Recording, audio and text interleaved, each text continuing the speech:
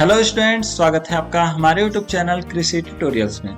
तो स्टूडेंट्स, आज हम लोग स्टडी करने जा रहे हैं बीएससी एजी फोर्थ सेमेस्टर का problematic soil and there management के अंतर्गत लेक्चर नंबर 3।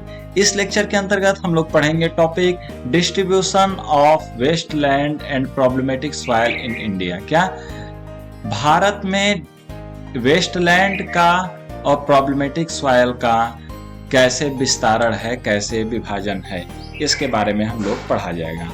तो सबसे पहले हम लोग वेस्टलैंड से पहले या प्रॉब्लमेटिक सॉइल से पहले हम लोग पढ़ेंगे distribution of salt affected soil in India, मतलब कि कितनी मृदा भारत में सॉल्ट अफेक्टेड है। उसके साथ ही हम लोग एक टेबल देखेंगे जिसमें देखा जाएगा कि भारत के किस किस राज्यों में कितनी कितनी मृदाएं प्रॉब्लमेटिक हैं या डिग्रेडेड हैं, और आप उस टेबल को देख के मिलियन लाख हेक्टेयर में समझ सकते हैं। आइए हम लोग थोड़ा सा इसकी भूमिका देखते हैं। तो जैसा कि आप लोग के स्क्रीन पर दिख सकता है कि according to estimation of central soil salinity research institute CSRI Karnal, क्या CSRI Karnal central soil salinity research institute, ये करनाल में स्थित है। या इसके हिसाब से जो मृदाएं हैं भारत में कुल 10 मिलियन हेक्टेयर जो हैं वो क्या हैं, खराब हैं, जिसमें से क्या मेजर फंक्शन 2/3 हिस्सा सोडिक इन नेचर, क्या एल्केलाइन इन नेचर, इसे एल्कली सॉइल भी कहते हैं, सोडिक सॉइल को एल्केलाइन है। उसके साथ ही बात करें जो कि पाए जाते हैं कहां पर, इंडो गैंगेटिक प्लेन, ये गंगा वाले जो समतल प्लेन है उसमें पाए जाते हैं, जो गंगा का तलहटी किनारा है उस तरफ पाए जाते हैं। उसके बाद ये पाए जाते हैं डेक्कन पेनिनसुला, डेक्कन वाला जो इलाका है भारत का, प्लेट्यू पठारी इलाकों में यह बहुत ज्यादा पाए जाते हैं। और पाए जाते हैं ब्लैक कॉटन सॉयल, काली मृदाओं में। उसके बाद 2/3 के बाद जो बचा 1/3 हिस्सा, इसके अंतर्गत सेमी एरिड और एरिड कोस्टल रीजन और सैलाइन, मतलब कई प्रकार के सॉइल, जैसे कि जो सेमी एरिड सूखी भूमियां हैं, अर्ध सूखी भूमियां हैं, या फिर जो समुद्र के किनारे वाली भूमियां हैं, जो नमकीन भूमि मतलब नमक वाली भूमियां हो गई हैं। उसके साथ ही सैलाइन, सोडिक सॉइल, अनेक प्रकार की सॉइल, ये सब जो है ये सब 1/3 हिस्सा में आती हैं। और बात करें हम लोग तो इंडो गैंगेटिक प्लेन में एनुअल रेनफॉल करीबन 500 से 800 मिलीमीटर होती है। तो वहां पर भी ये जहां पर पानी कम बरसेगा वो भी डिग्रेडेड सॉइल के अंतर्गत ही आएंगी। उसके साथ बात करें annual the saline soil on the other hand, जहां सैलाइन सॉइल है वो रिसीव करता है एनुअल रेनफॉल सिर्फ 500 मिलीमीटर कोस्टल एरिया को छोड़ के, मतलब कोस्टल एरिया छोड़ के और जगह जहां जहां पर भी सैलाइन सॉइल है वहां पर सिर्फ 500 मिलीमीटर पानी ही बरसता है, बारिश होती है। द वर्स्ट अफेक्टेड स्टेट, सबसे ज्यादा अफेक्टेड स्टेट जो है, मतलब इन सभी चीजों से प्रभावित, वह कौन कौन सा है?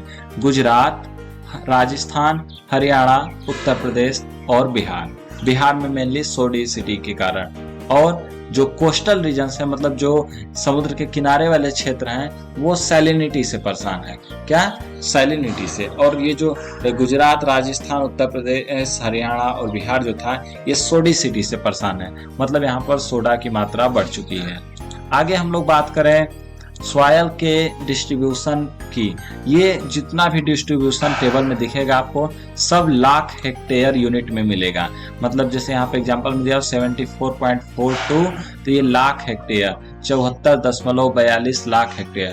तो स्टूडेंट्स, आपके सामने स्क्रीन पर मैं टेबल को कर दे रहा हूँ थोड़ा सा स्क्रॉल, जिससे कि आप सभी इस टेबल को उतार सके। बहुत ज़्यादा नहीं है, सिर्फ 23 राज्यों का है, जिससे कि आप सभी इसके बारे में एक्यूरेटली ज्ञान मतलब कि समझ सकते हैं कि सबसे ज्यादा भूमियां कहां पर खराब हैं, कहां नहीं है। तो सबसे पहले कुछ बात करें तो सबसे ज्यादा जो भूमि खराब है वो है कहां पर?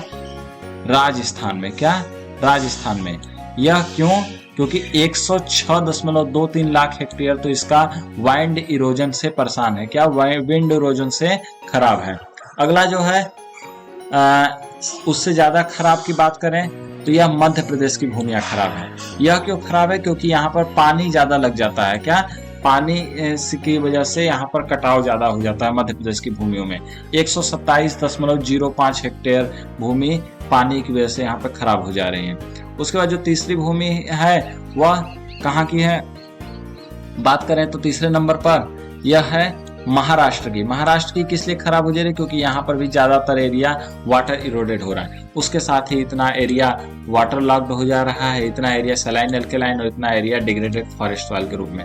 तो आप सभी इस टेबल के जरिए अच्छे से समझ सकते हैं। तो स्टूडेंट्स, आप लोग टेबल का स्क्रीनशॉट ले सकते हैं, उसके साथ आप टेबल के बारे में अच्छे जानकारी लें। वैसे मैं ये पीडीएफ आपको लिंक में अवेलेबल करा लूंगा जो डिस्क्रिप्शन में होगा, तो आप डिस्क्रिप्शन से इस पीडीएफ को डाउनलोड कर से बिल्कुल अच्छा सा टॉपिक इसमें बना हुआ है, एकदम बिल्कुल अच्छे से तैयार किया गया। तो आप इस पीडीएफ को तैयार करिए और एकदम मस्त पेपर के लिए तैयार हो जाइए।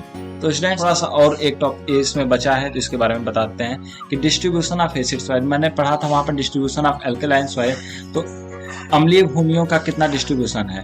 तो कुल मिला के 157 मिलियन हेक्टेयर जो भारत में कल्टीवेट किया जाता है, उसमें से 49 मिलियन हेक्टेयर जो है वह एसिडिक है। क्या? 49 मिलियन हेक्टेयर एसिडिक है, जिसमें से 26 मिलियन हेक्टेयर का पीएच जो है वह 5.6 से कम है, और 23 मिलियन हेक्टेयर का पीएच जो है वह 5.5 से 6.5 के बीच में है। बस इतना ही हम लोग को distribution of soil acid soil के अंतर्गत पढ़ना था। उसके ऊपर हमने देखा डिस्ट्रीब्यूशन ऑफ सैलाइन सॉइल।